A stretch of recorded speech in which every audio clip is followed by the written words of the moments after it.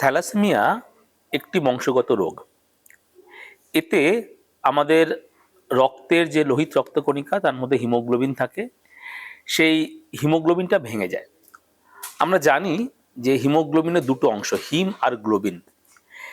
এর মধ্যে হিমোগ্লোবিনের যা যা কাজ আমরা ছোটবেলা থেকে পড়ে এসেছি, যে অক্সিজেন বহন করা, কার্বন ডাইঅক্সাইড নিয়ে যাওয়া, এই কাজগুলো করে কিন্তু হচ্ছে হিম।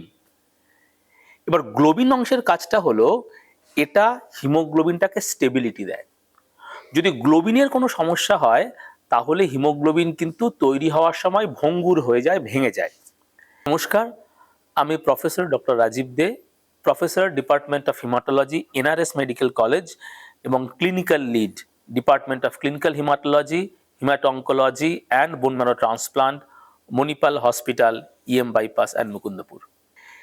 থ্যালাসেমিয়া এমন একটা রোগ যেখানে এটাকে বলি আমরা কোয়ান্টিটেটিভ অ্যাবনর্মালিটি অফ গ্লোবিন, মানে গ্লোবিনটা কম তৈরি হয়, ঠিকঠাক করে তৈরি হয় না। তার ফলে রক্ত যখন তৈরি হয়, আপনারা হয়তো জানেন যে রক্ত তৈরি হয় আমাদের হাড়ের ভেতরে যে মজ্জা, বোন ম্যারো, সেখান থেকে। সেই তৈরি হওয়ার সময় গ্লোবিনের সমস্যার জন্যে এই থ্যালাসেমিয়া রোগে হিমোগ্লোবিনটা ভেঙে যায়, রক্তটা ভেঙে যায় এবং পেশেন্টকে কিন্তু রক্ত দিয়ে দিয়ে বাঁচিয়ে রাখতে হয়। থ্যালাসেমিয়া সম্পর্কে জানতে গেলে আমাদের দুটো শব্দ জানতে হবে। একটা হচ্ছে থ্যালাসেমিয়া রোগ বা ডিজিজ, যারা থ্যালাসেমিয়া রোগে আক্রান্ত। আরেকটা হচ্ছে থ্যালাসেমিয়া কেরিয়ার বা থ্যালাসেমিয়া বাহক। যেহেতু আমি বললাম যে থ্যালাসেমিয়া হচ্ছে একটা বংশগত রোগ, বাবা মা দুজনের কাছ থেকেই এই হিমোগ্লোবিন তৈরি করার গ্লোবিন জিনটা আসে। যদি একটি জিন স্বাভাবিক থাকে, আরেকটি জিনের মধ্যে থ্যালাসেমিয়ার মিউটেশন বা লক্ষণ থাকে, তাকে আমরা বলি কেরিয়ার। কেরিয়াররা কিন্তু সম্পূর্ণ সুস্থ এবং স্বাভাবিক, এদের রক্তাল্পতা থাকে না, এদের রক্ত দেওয়ার প্রয়োজন হয় না। কিন্তু যদি দুটো জিনের মধ্যেই থ্যালাসেমিয়ার মিউটেশন থাকে, থ্যালাসেমিয়ার লক্ষণ থাকে, তাকে আমরা বলি পেশেন্ট। পেশেন্টদের কিন্তু রক্ত ভেঙে যায়, এদের রেগুলার রক্ত দিয়ে দিয়ে বাঁচিয়ে রাখতে হয়। এবার কি করে থ্যালাসেমিয়া রোগ হয় বা হতে পারে? যদি দুজন কেরিয়ারের বিয়ে হয় তাহলেই কিন্তু এই থ্যালাসেমিয়া রোগ হওয়ার সম্ভাবনা থাকে। সম্ভাবনা থাকে এই কারণে বললাম যে দুজন কেরিয়ারের বিয়ে হলেই বাচ্চা থ্যালাসেমিয়া হবে এরকম কিন্তু নয়। বাচ্চা সুস্থ স্বাভাবিক হতে পারে, বাচ্চা বাহক হতে পারে, বাচ্চা থ্যালাসেমিয়া আক্রান্তও হতে পারে। থ্যালাসেমিয়া রোগের লক্ষণ কি কি, যেটা জানানো হলো যে এই রোগে রক্ত ভেঙে যায়, রক্ত কমে যায়, রক্তাল্পতা হয়। এবং রক্তাল্পতাকে কাটানোর জন্য আমরা কি করি? আমরা বাইরে থেকে রক্ত দিই। এই রক্তের সঙ্গে সঙ্গে কিন্তু শুধুমাত্র রক্তই যায় না, তার সঙ্গে সঙ্গে আয়রনও শরীরের মধ্যে চলে যায়। সেই আয়রন শরীরের বিভিন্ন অঙ্গ প্রত্যঙ্গে, যেমন লিভার, যেমন হার্ট, যেমন বিভিন্ন হরমোনাল গ্ল্যান্ড, সেখানে সঞ্চিত হয়। সঞ্চিত হয়ে হার্ট ফেলিওর করতে পারে, লিভার ডিসফাংশন করতে পারে এবং হরমোনাল সমস্যা করতে পারে। আমরা প্রায় দেখি যে থ্যালাসেমিয়া পেশেন্টদের নর্মাল গ্রোথ হচ্ছে না, ডেভেলপমেন্ট হচ্ছে না। এটার কারণ কিন্তু যে এন্ডোক্রিন গ্ল্যান্ড বা হরমোনাল গ্ল্যান্ডে আয়রন জমে সেই হরমোনাল গ্ল্যান্ডগুলো কাজ করছে না, হরমোন তৈরি হচ্ছে না। এইবার এই রোগটিকে প্রতিরোধ করার উপায় কি? প্রতিরোধ করার উপায় হলো যে যদি দুজন থ্যালাসেমিয়া বাহকের বিয়ে হলেই যেহেতু থ্যালাসেমিয়া হওয়ার সম্ভাবনা থাকে, তাই একজন বাহক যদি আরেকজন বাহককে বিয়ে না করেন তাহলে তাদের সন্তানের কিন্তু থ্যালাসেমিয়া রোগ হওয়ার কোনো সম্ভাবনা নেই। তারা বাহক হতে পারে, তারা একদম স্বাভাবিক হতে পারে। এবং যদি দুজন কেরিয়ার বিয়েও করেন, কারণ দেখুন কেউ কিন্তু বিয়ে শুধুমাত্র থ্যালাসেমিয়া আছে কি না সেইটা দেখে বিয়ে করে না। সুতরাং বিয়ে যদি কেউ পছন্দ করে, যদি কেউ মনে করে যে এর সঙ্গে আমার মনের মিল হচ্ছে, একেই বিয়ে করব, তাহলে শুধু থ্যালাসেমিয়া বাহক আছে বলে যে বিয়ে ভেঙে দিতে হবে এরকম কিন্তু না। কারণ দুজন বাহকের বিয়ে হলে তাদের সন্তানরা আইদার স্বাভাবিক হবে, অথবা কেরিয়ার হবে বা বাহক হবে, অথবা থ্যালাসেমিয়া আক্রান্ত হবে। সেটা আমরা জানতে পারবো প্রেগন্যান্সি আসার 3 মাসের মধ্যে যদি আমরা গর্ভস্থ ভ্রূণের পরীক্ষা করি, এবং সেই পরীক্ষাটাও কিন্তু এই পশ্চিমবঙ্গে, কলকাতায় অ্যাভেলেবেল। তাই ভ্রূণের পরীক্ষা করে আমরা দেখে নেব, যদি থ্যালাসেমিয়া আক্রান্ত হয় তাহলে 24 সপ্তাহ পর্যন্ত টার্মিনেশন অফ প্রেগন্যান্সি করা যাবে। সুতরাং বাহক হন বা না হন, থ্যালাসেমিয়া সন্তান যেন না জন্মায় সেটা কিন্তু আপনার হাতেই রয়েছে। এবার থ্যালাসেমিয়ার চিকিৎসা।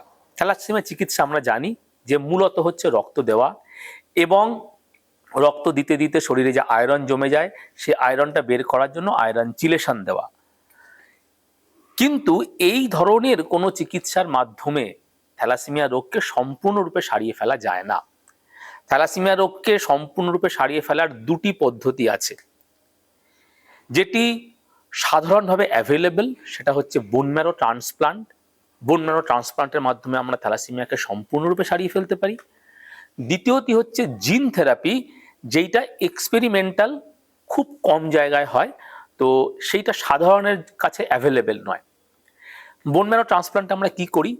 আগে আমরা বোন ম্যারো ট্রান্সপ্লান্টটি করতাম, কিন্তু এখন আমরা দেখেছি যে বোন ম্যারোর ভেতরে যে স্টেম সেল আছে সেই স্টেম সেল থেকেই কিন্তু পুরো হেলদি সেল তৈরি হতে পারে। তাই এখন এটাকে বলি আমরা স্টেম সেল ট্রান্সপ্লান্ট। কোনো সুস্থ ব্যক্তি, ভাই বোন হতে পারে, তাদের সঙ্গে প্রথমত জিনের ম্যাচিং করা হয় বা HLA ম্যাচিং করা হয়। যদি ম্যাচ পুরোপুরি হয়ে যায় তাহলে সেই ডোনারের স্টেম সেল ইনজেকশন দিয়ে আমরা বোন ম্যারো থেকে ব্লাডে নিয়ে আসি। ব্লাড থেকে আমরা স্টেম সেলটা সংগ্রহ করি, করে যে পেশেন্ট তার অসুস্থ ম্যারোটাকে নষ্ট করে দিয়ে এই নতুন স্টেম সেলটাকে দিয়ে দিই। এই নতুন স্টেম সেল 2 থেকে 3 সপ্তাহের মধ্যে নতুন হেলদি নর্মাল সেল তৈরি করতে শুরু করে এবং এর মাধ্যমেই থ্যালাসেমিয়া রোগকে সম্পূর্ণরূপে সারিয়ে ফেলা যায়। এবার প্রশ্ন হলো যে এখন সব সময় যে পুরোপুরি ম্যাচিং পাওয়া যাবে তা নয়। আবার এখনকার নিউক্লিয়ার ফ্যামিলিতে অনেক সময় ভাই বোনও নেই। সেক্ষেত্রে আমরা কি করে ট্রান্সপ্লান্ট করব? তারও দুটি উপায় আছে। একটি উপায় হচ্ছে স্টেম সেল রেজিস্ট্রি থেকে ম্যাচিং খোঁজ করে সেইখান থেকে স্টেম সেল নিয়ে আসা। আর দ্বিতীয়টি হলো যে হ্যাপ্লো ট্রান্সপ্লান্ট বা হাফ ম্যাচ ট্রান্সপ্লান্ট। 50% ম্যাচিং হলেও কিন্তু এখন আমরা ট্রান্সপ্লান্ট করে ফেলতে পারি এবং থ্যালাসেমিয়া ট্রান্সপ্লান্ট করে ফেললে 80 থেকে 90% কেসে পেশেন্ট সম্পূর্ণ সুস্থ হয়ে যায়, তার আর ব্লাড লাগে না। আমাদের কিন্তু প্রত্যেকের দায়িত্ব রয়েছে আমাদের সমাজকে থ্যালাসেমিয়া মুক্ত করে তোলার। যে থ্যালাসেমিয়া হয়ে গেছে, যারা জন্মে গেছেন থ্যালাসেমিয়া আক্রান্ত বাচ্চা, তাদের তো চিকিৎসার দায়িত্ব আমাদের নিতেই হবে, কিন্তু আমাদের দায়িত্ব হচ্ছে ভবিষ্যতে যেন আর একটি থ্যালাসেমিয়া বাচ্চাও না জন্মায়। তার জন্যে টেক হোম মেসেজ হিসেবে আপনাকে মনে রাখতে হবে 3টে জিনিস। 1 নম্বর, নিজে জেনে নিন আপনি থ্যালাসেমিয়ার বাহক কিনা। লোকজনকে সচেতন করুন থ্যালাসেমিয়া বাহক পরীক্ষা করে নিতে। যদি থ্যালাসেমিয়ার বাহক হন তাহলে আরেকজন থ্যালাসেমিয়া বাহককে বিয়ে না করলে আপনার সন্তানের থ্যালাসেমিয়া হওয়ার সম্ভাবনা নেই। যদি দুজন থ্যালাসেমিয়া বাহকের বিয়েও হয়, গর্ভস্থ ভ্রূণের পরীক্ষা করে আমরা কিন্তু জেনে যেতে পারি যে থ্যালাসেমিয়া আক্রান্ত কিনা। সেক্ষেত্রে টার্মিনেশন অফ প্রেগন্যান্সি করে অসুস্থ থ্যালাসেমিয়া আক্রান্ত বাচ্চাকে জন্মানো আমরা রোধ করতে পারি। এবং শেষ কথাটি হলো, বোন ম্যারো ট্রান্সপ্লান্টের মাধ্যমে আজ কিন্তু আমরা থ্যালাসেমিয়া রোগকে সম্পূর্ণরূপে সারিয়ে ফেলতে পারি। এই সমস্ত চিকিৎসা পদ্ধতি, ডায়াগনোসিস থেকে বোন ম্যারো ট্রান্সপ্লান্ট পর্যন্ত থ্যালাসেমিয়ার সমস্ত চিকিৎসা পদ্ধতি পশ্চিমবঙ্গে রয়েছে, কলকাতাতে রয়েছে, সরকারি এবং বেসরকারি দুটো পরিকাঠামোর মধ্যেই রয়েছে। পশ্চিমবঙ্গে ভারতবর্ষের মধ্যে অত্যন্ত বেশি সংখ্যক থ্যালাসেমিয়া আছে, তাই আমাদের দায়িত্ব পশ্চিমবঙ্গকে থ্যালাসেমিয়া মুক্ত করার। নমস্কার।